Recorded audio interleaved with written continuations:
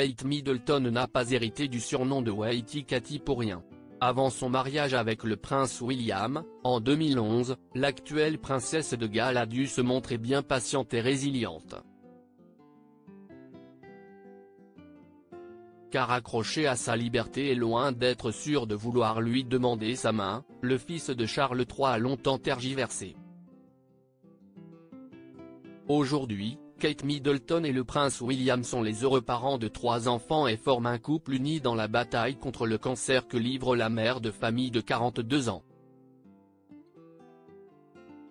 Mais en 2007, selon l'expert royal Robert Jobson, ils se sont momentanément séparés. Le fils de Charles III avait rompu par téléphone peu de temps après avoir changé ses plans pour le nouvel an. William a téléphoné pour initier une rupture, lui disant qu'il estimait qu'il avait besoin d'un peu d'espace pour trouver leur propre chemin, a-t-il confié à Us Weekly le 29 juillet. Selon celui qui est en pleine promotion de son livre intitulé Catherine, la princesse de Galles, et dont la sortie est prévue le 6 août prochain, cet appel téléphonique de rupture aurait duré 30 minutes. Lors de cette conversation, le prince William aurait fait comprendre qu'il n'était, à l'époque, pas prêt pour se marier. Cela a été un coup dévastateur pour elle, après toutes leurs années de relation. Elle s'est également sentie déçue par la décision de William de gérer la situation par téléphone plutôt que face à face, a ajouté Robert Jobson. Dans les colonnes de Us Weekly, il rappelle aussi que les amoureux s'étaient déjà séparés un peu plus tôt, en 2004. À l'été 2004, le couple qui s'est rencontré à l'université de St Andrews se sépare une première fois. À 22 ans, l'aîné de Lady Diana ne veut pas entendre parler de mariage et préfère mettre un terme à son histoire avec celle qui est sa première petite amie officielle. Dévastée par le chagrin, la jeune femme met alors le cap sur la Dordogne, dans le sud de la France, avec ses 2 amies Olivia Blaisdell et Ginny Fraser. Un objectif en tête, oublier son prince charmant. Elle s'est saoulée au vin blanc et a vraiment baissé sa garde, s'était ainsi souvenue l'une de ses amies dans les colonnes de Vanity Fair en 2010, évoquant une soirée alcoolisée passée à ressasser l'histoire de Kate et William.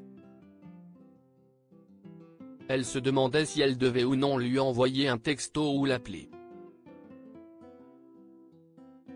Elle a dit à quel point elle était triste et à quel point William lui manquait, mais elle n'en a jamais parlé par la suite, avait-elle poursuivi.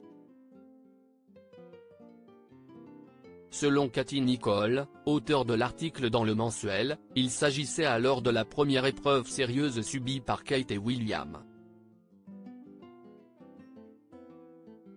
Supérieure à Kate Middleton, son évolution beauté des années 2000 à aujourd'hui s'héritière dont Kate Middleton était folle de jalousie ce même été, William décide de partir en vacances avec ses amis en Grèce.